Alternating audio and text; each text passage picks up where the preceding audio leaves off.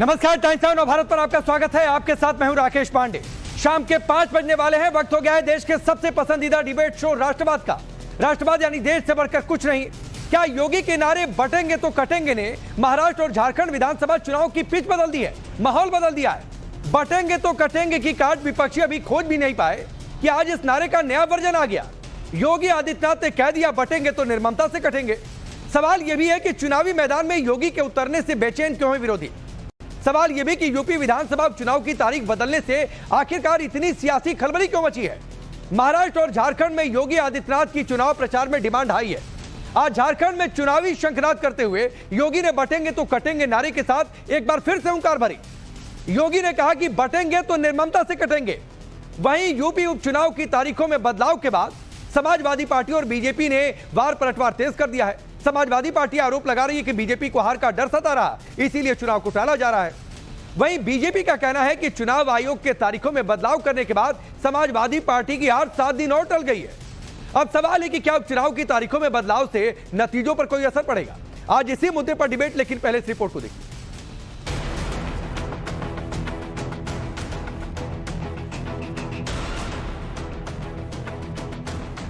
एक रहिए और नेक रहिए। जब भी जाति के नाम पर, क्षेत्र के नाम पर, भाषा के नाम पर बंटे हैं तो निर्ममता से कटे भी हैं।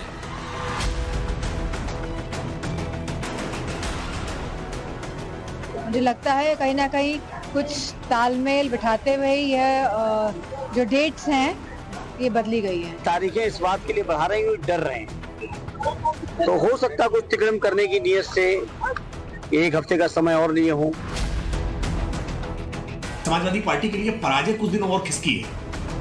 एक तरफ योगी आदित्यनाथ की झारखंड से लेकर महाराष्ट्र तक डिमांड हाई है। योगी का नारा बटेंगे तो कटेंगे महाराष्ट्र समेत देश के कई राज्यों में छाया हुआ है। देश ही नहीं विदेश में भी हिंदुओं को एकजुट करने के लिए योगी के नारे की गूंज सुनाई दे रही है। योगी अपने मिशन पर है। योगी महाराष्ट्र में सबसे ज्यादा 22 रैलियां करेंगे तो झारखंड में योगी ने चुनावी शंखनाद कर दिया। योगी ने झारखंड में ताबड़तोड़ 3 रैलियां की और एक बार फिर विपक्ष के जाति कार्ड के जवाब में योगी के भाषण में बटोगे तो कटोगे नारे की बुलंद आवाज सुनाई दी। एक रहिए और नेक रहिए। मैं तो बार बार कहता हूं, देश का इतिहास गवाह है, इस देश का इतिहास गवाह है। जब भी जाति के नाम पर, क्षेत्र के नाम पर, भाषा के नाम पर बंटे हैं तो निर्ममता से कटे भी हैं। हम बार बार इस बात को कहते हैं, जाति के नाम पर मत बंटिए। ये बांटने वाले लोग देश के साथ धोखा दे रहे हैं। ताकत का एहसास कराएंगे जो ये पत्थरबाज हैं, सड़कों पे आपके लिए झाड़ू लगा करके रास्ता साफ करते हुए दिखाई देंगे। ये बजरंगी पताका हर घर में फहराई हुई दिखाई देगी और उस ताकत का एहसास कराने के लिए ही ये चुनाव आपके पास है। बंटिए मत जातियों में।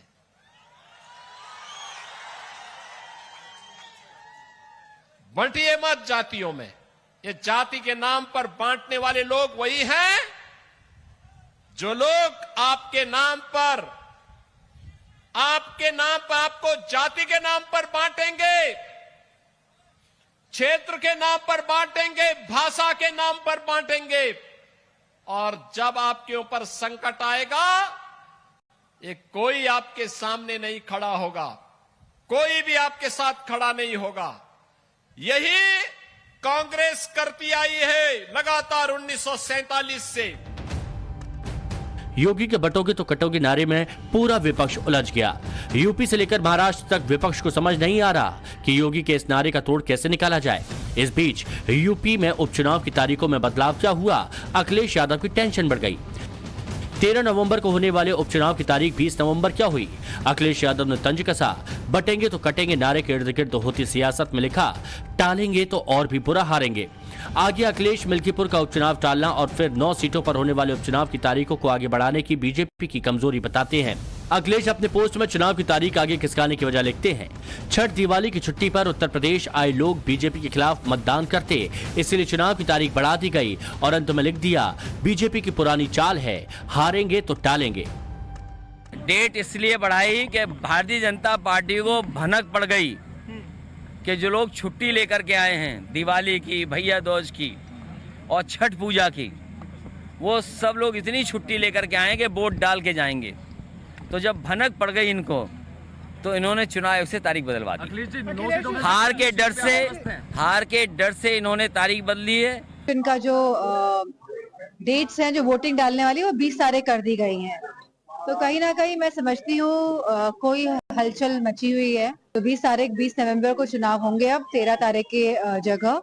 तो कहीं ना कहीं जहाँ हम लोग अच्छा कर रहे हैं और महाराष्ट्र में भी जहाँ समाजवादी पार्टी कुछ सीटों में चुनाव लड़ते हुए अच्छा करने का जो कार्य कर रही है, तो मुझे लगता है कहीं ना कहीं कुछ तालमेल बिठाते हुए ही जो डेट्स हैं ये बदली गई हैं। ये तारीखें इस बात के लिए बढ़ा रहे हैं, डर रहे हैं, क्योंकि उनके पास इंटेलिजेंस की तमाम एजेंसीज हैं, बीजेपी के लोगों के पास, सरकारें हैं उनके पास सीधी रिपोर्ट्स है कि सारी सीटों पर समाजवादी बड़े वोटों जीत रहे हैं। तो हो सकता है कुछ तिकड़म करने की नीयत से एक हफ्ते का समय और लिए हो। चुनाव आयोग कहता है यूपी की 9, पंजाब की 4, केरल की 1 सीट के उपचुनाव को आगे बढ़ाने की मांग बीजेपी, कांग्रेस, आरएलडी, बीएसपी समेत कई सामाजिक संगठनों ने की थी। चुनाव आयोग के मुताबिक यूपी में कार्तिक पूर्णिमा पर्व की वजह से तारीख बढ़ाई गई है। समाजवादी पार्टी की बयानबाजी पर बीजेपी हमलावर है और कह रही है कि समाजवादी पार्टी की हार 7 दिन के लिए और टल गई। इस बात की डिमांड हो रही थी कि कार्तिक पूर्णिमा पर कई जगहों पर मेले लगते हैं, गंगा स्नान का हिंदुओं के भीतर बहुत महात्म्य है। ऐसे में वोटिंग परसेंटेज के कम हो जाने की संभावना थी। बहुत सारे लोग लोकतंत्र के इस पर्व में अपना मत नहीं डाल पाते। निर्वाचन आयोग ने इन शिकायतों का, सुझावों का संज्ञान लेते हुए तिथियों में परिवर्तन किया है, लेकिन न जाने क्यों समाजवादी पार्टी बौखला गई है। समाजवादी पार्टी के लिए पराजय कुछ दिन और खिसकी है। समाजवादी पार्टी जब भी चुनाव होगा तब भी पराजित हुई होगी। अगर चुनाव पहले होते तो चुनाव में पहले पराजित हो जाती। ये उनकी पराजय 1 सप्ताह के लिए खिसकी है। उनके लिए और अवसर मिला है, वो अपनी पराजय को कैसे, उसका मार्जिन कम करने के लिए तैयारी कर ले। भारतीय जनता पार्टी तैयार है। जब भी चुनाव होंगे भारतीय जनता पार्टी विजय पताका लहराएगी। उपचुनाव में सभी 9 सीटें मुझे विश्वास है भारतीय जनता पार्टी जीतेगी। 2 सीटों में थोड़ी सी लड़ाई दिखाई दे रही है, लेकिन हमें विश्वास है कि हमारी जो राजनीतिक दृष्टि से तैयारियां हैं और उसके आधार पर हम सभी 9 सीटें जीत ले तो कोई आश्चर्य नहीं। हालांकि ये कोई पहला मौका नहीं है जब चुनाव आयोग ने चुनाव की तारीख आगे बढ़ाई हो, लेकिन ऐसे में सवाल है कि उपचुनाव की तारीख बदलने के सियासी मायने क्या है। आखिर तारीख ही बदली है तो फिर इससे इतनी बौखलाहट क्यों? क्या हार का ठीकरा चुनाव आयोग पर फोड़ने की तैयारी है? क्या तारीख बदलने से नतीजों पर असर पड़ेगा? सबसे बड़ा सवाल कि चुनाव के नए कैलेंडर से किसे डर है। Bureau report, times now Bharat. तो चलिए आप मेरी रिपोर्ट देखिए। अब आपका परिचय मैं आज के मेहमानों से करवाता हूं। हमारे साथ शिवम त्यागी हैं, भारतीय जनता पार्टी के नेता और प्रवक्ता। सुजाता पांडे पॉलिटिकल एनालिस्ट के तौर पर। मेहरदीन रंगरेज हैं, एमआईएम पार्टी के नेता और प्रवक्ता। फराज किदवई साहब हमारे साथ समाजवादी पार्टी के नेता और प्रवक्ता। और अजय वर्मा जी अब से थोड़ी देर में जुड़ेंगे, कांग्रेस पार्टी के नेता। आप सभी का बहुत बहुत स्वागत है।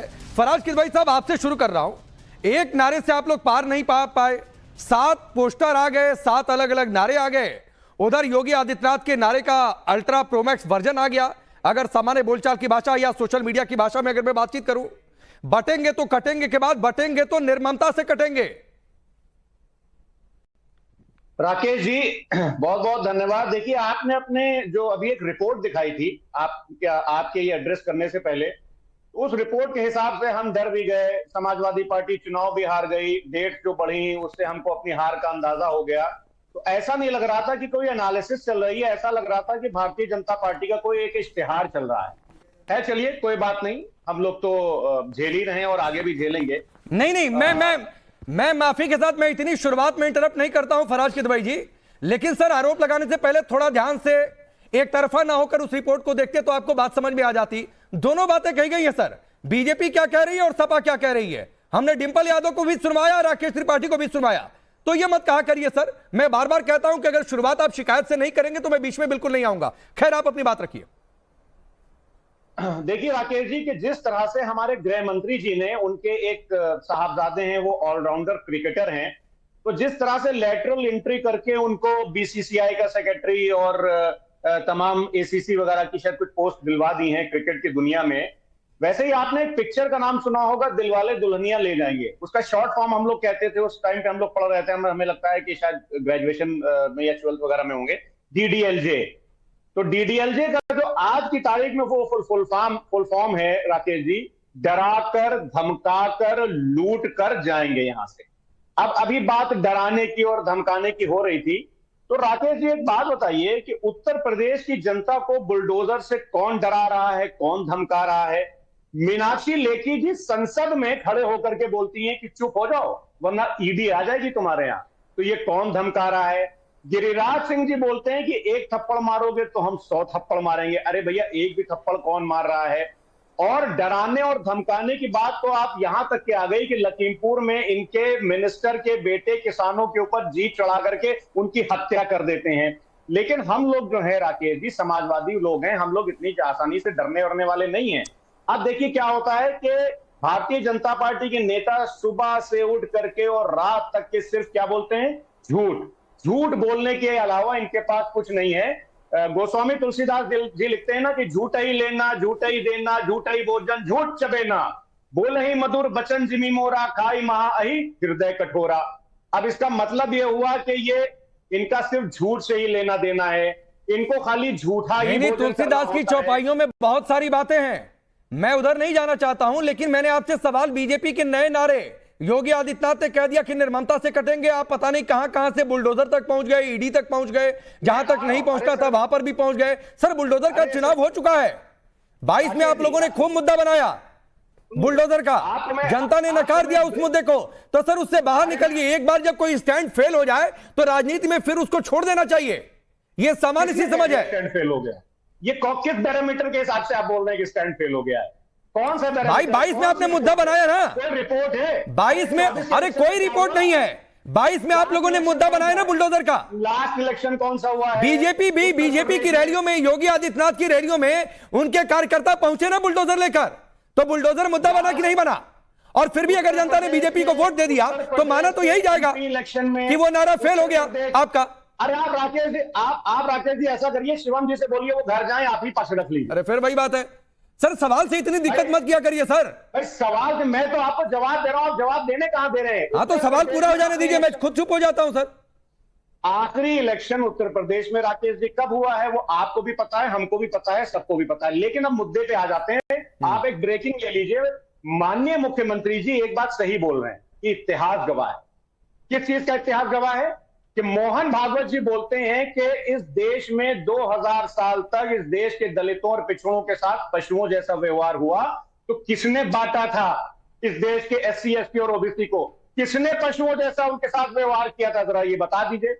और अगर इस देश में बांटने की राजनीति नहीं हुई थी, RSS ने नहीं बांटा था, तो बाबा साहब ने महान आंदोलन क्यों किया था? जरा से हमको कोई लर्नेड प्रवक्ता भारतीय जनता पार्टी का या आप ही हमको बता दिए। लेकिन चलिए शिवम बताइए, शिवम बताइए। Thank you. देखिए फराज किदवई जी जो हैं ये इधर उधर की बातें बहुत करते हैं और समझ में ये नहीं आता कि इतना नाराज क्यों रहते हैं मीडिया से। खुद मीडिया से ही आए हैं, इनकी पैदाइश भाई अगर राजनीति में है तो वो मीडिया से ही, लेकिन मीडिया से बड़े कटे कटे रहते हैं, हमेशा जली कटी बातें करते रहते हैं। खैर मैं विषय पर आता हूं। बहुत सीधी सी बात है कि कार्तिक पूर्णिमा की वजह से जो चुनाव 13 तारीख को होने थे उनको 20 तारीख को कर दिया गया है। वजह साफ है, 15 तारीख को कार्तिक पूर्णिमा का स्नान है। और अब फराज किदवई कितना ग्राउंड पे जाते हैं नहीं जाते, कितना जानते हैं उत्तर प्रदेश को नहीं जानते, कितना अखिलेश यादव हिंदू धर्म को जानते हैं या नहीं जानते। रही बात गंगा स्नान की तो वो कर ही नहीं सकते। जो आदमी अपनी पीढ़ी दर पीढ़ियों से 2-3 पीढ़ियों से श्री राम मंदिर ना जा सका हो, वो गंगा स्नान तो जानता क्या होगा, उसका महत्व क्या जानता होगा, उसकी स्थायित्व का क्या मतलब उसके लिए होगा, उसकी संस्कृति का उसके लिए क्या मतलब होगा। मुझे नहीं लगता कि वो कुछ इस बारे में जानते हैं। इसी चीज को देखते हुए भारतीय जनता पार्टी, कांग्रेस पार्टी, इसके अलावा अगर मैं बात करूं RLD, इसके अलावा बसपा, सभी ने चुनाव आयोग से कहा कि भाई कार्तिक पूर्णिमा एक स्नान है जिसमें 3-4 दिन पहले लोग ट्रैक्टर से, बुग्गी से और तमाम चीजों से 2-2, 3-3 दिन पहले चले जाते हैं, गंगा स्नान करते हैं, पूजा पाठ करते हैं। है कुछ कालनेमी जो कहते हैं अपने आप को हिंदू है, लेकिन उनको इसके बारे में पता नहीं, तो वो कह रहे नहीं चुनाव इसलिए पीछे कर दिया क्योंकि भाजपा कुछ प्लान कर ले, कुछ सेटिंग कर ले। मतलब आप मान रहे हैं कि आप हारेंगे EVM से चुनाव, पहले ही सेटिंग चिल्लाना शुरू कर दिया। दूसरी तरफ कह रहे हैं कि इतना भी पीछे कर लो जीतेंगे तो हम ही। अरे 5 दिन से चुनाव की हार जीत तय होती है क्या? हम वो लंदन में जाके चुनाव नहीं लड़ते। 2 बजे दोपहर को उठ के बैडमिंटन खेल के 5 बजे से सीएम की कुर्सी काम करना शुरू नहीं करती। जब ये बेड पे शायद जाते होंगे तब महाराज जी बैठकर काम करना शुरू कर देते हैं। तो भाई बात ऐसी है, ना ही तो कोई 5 दिन में चुनाव हारने वाला, ना ही कोई जीतने वाला। जिसने जो करना था, जनता ने जो मन बनाना था, वो बना चुकी है। रही बात, इन्होंने कहा बुलडोजर न्याय, बुलडोजर 2017 में चलिए, उस समय नहीं था, लेकिन 2022 में तो आपने खूब ठोक बजाकर जनता के बीच में हंगामा किया था कि ये गलत है, वो गलत है, ऐसे गलत है, वैसे गलत है। जनता ने आपको मुंह के बल गिरा दिया। रही बात लिटमस टेस्ट, लेटेस्ट चुनाव, लेटेस्ट की भी बात कर लेते हैं। आपके 35 नेता जो अपने आप को प्रधानमंत्री के बराबर समझते हैं या उम्मीद रखते हैं कि प्रधानमंत्री बनेंगे, अगर मैं उनको ऊपर नीचे भी खड़ा कर दूं तो भी नरेंद्र मोदी की 235 से कम है भाई। वो तो भी 240 से कम है, वो तो भी उनके बराबर नहीं है। तो कृपया करके जबरदस्ती का प्रोपेगेंडा ना बनाए। यूपी का रिजल्ट देख लीजिए, यूपी का चुनाव था, चुनाव देश का था, और देश में सारे के 35 शहजादे सब मिल मिलाकर भी आप नरेंद्र मोदी जी के बराबर नहीं आ पाए। तो ये आपकी राजनीति नहीं। और मेरा एक और सवाल है फराज किदवई, ये पहली बार हुआ है क्या कि देश के इतिहास में किसी पर्व और त्योहार की वजह से चुनाव की तारीख बदली गई हो? लेकिन यूपी में बदला तो चूंकि माहौल बनाना है, कुछ कहना है, क्या फर्क पड़ने वाला 7 दिन में?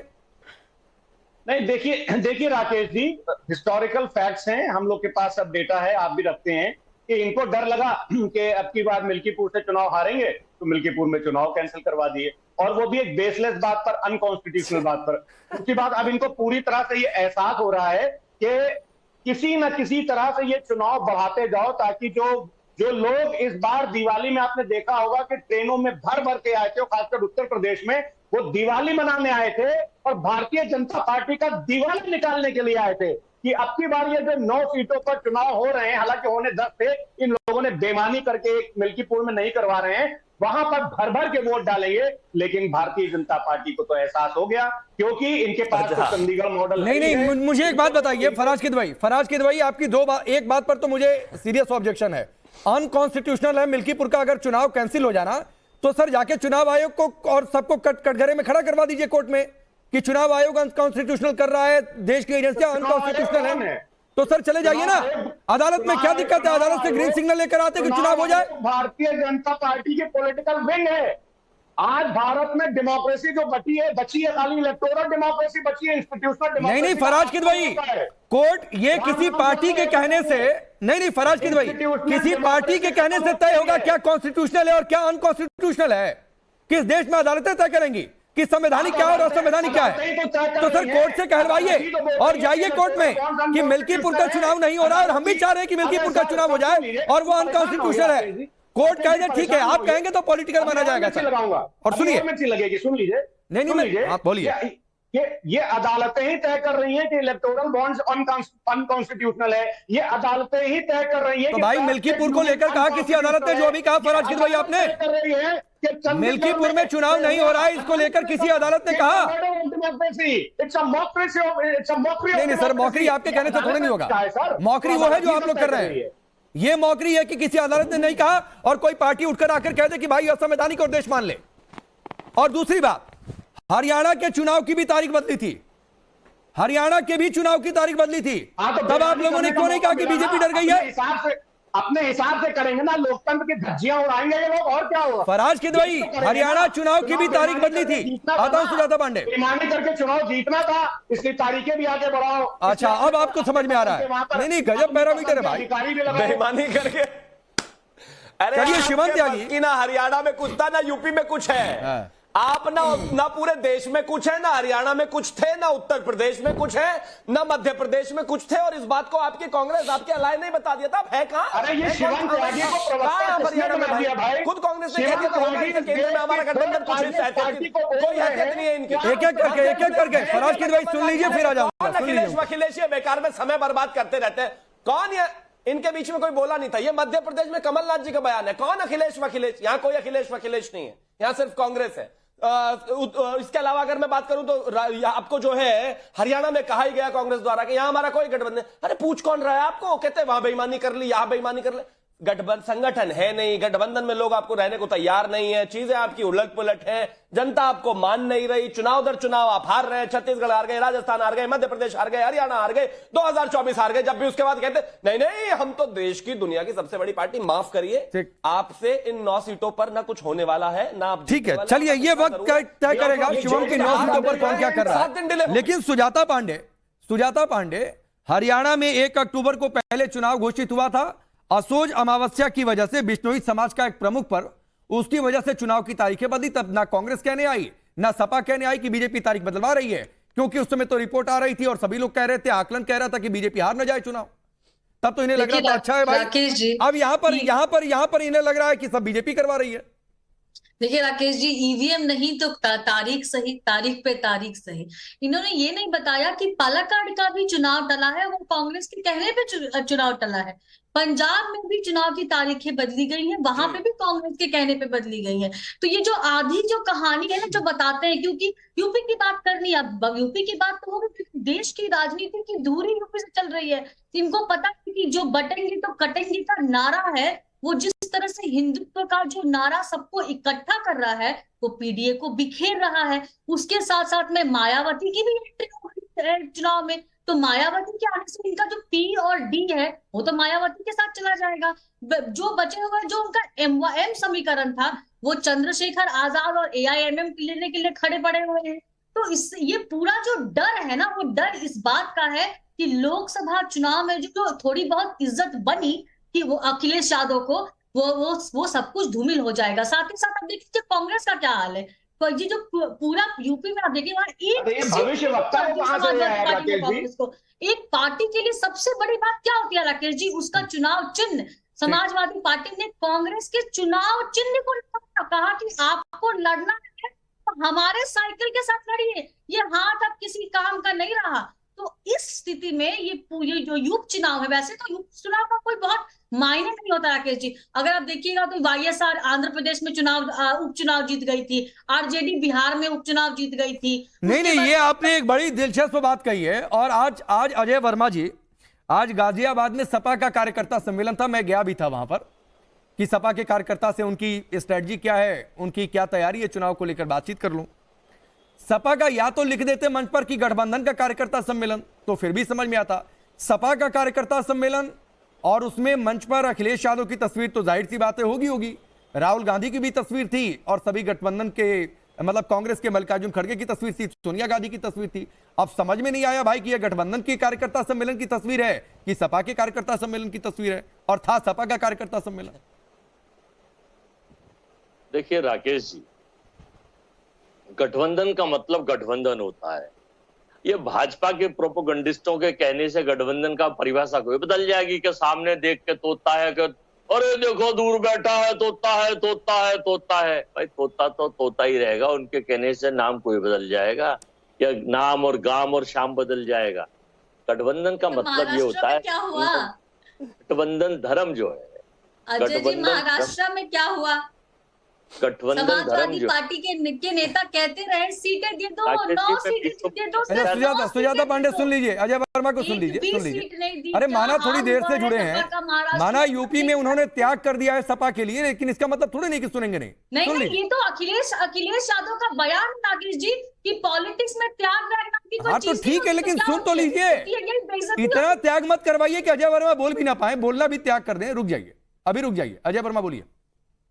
तो राकेश जी, पार्टी की अपनी रणनीति, गठबंधन की अपनी रणनीति होती है। अब ये कोई है कि भाजपा की तरह पाकिस्तान की रणनीति भी वो बनाना चाहेंगे। मुझे अच्छी नहीं लगती, अगर ऐसा करेंगे तो आप नहीं। आप सिर्फ मेरा एक सवाल सुनिए, चुनाव नहीं लड़ना कौन सी पार्टी की राजनीति होती है? अरे सुजाता पांडे प्लीज अजय वर्मा को पूरा कर लेने दीजिए। आपका सवाल हो गया, चुनाव नहीं लड़ना कौन सी रणनीति होती है? आपका सवाल हो गया, अजय वर्मा जवाब दीजिए।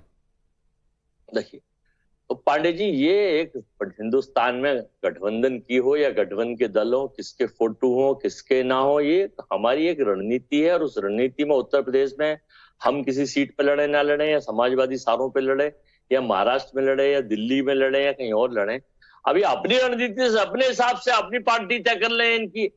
मैं बताता रहा हूँ कि ये भाजपा पाकिस्तान की रणनीति भी तय करेगी, अफगानिस्तान की भी ये तय करेगी, फिर हिंदुस्तान की भी ये तय करेगी, पड़ोसियों की और दूसरे दलों के लोगों की भी ये करेगी। तो फिर हमेशा चुनावी लड़ना बंद कर दें, इन्हीं को दे दें कि आप ऐसे ही ले लो।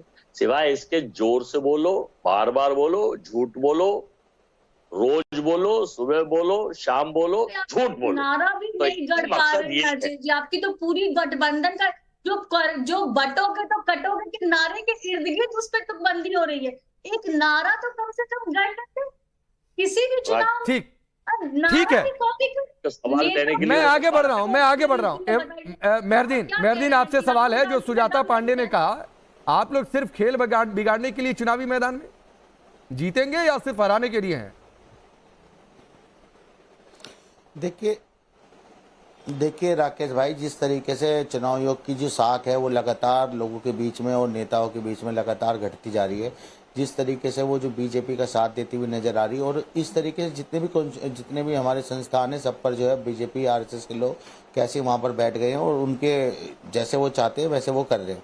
दूसरी बात, लोग हमें कहते हैं कि हम वोट काटने वाली पार्टी है।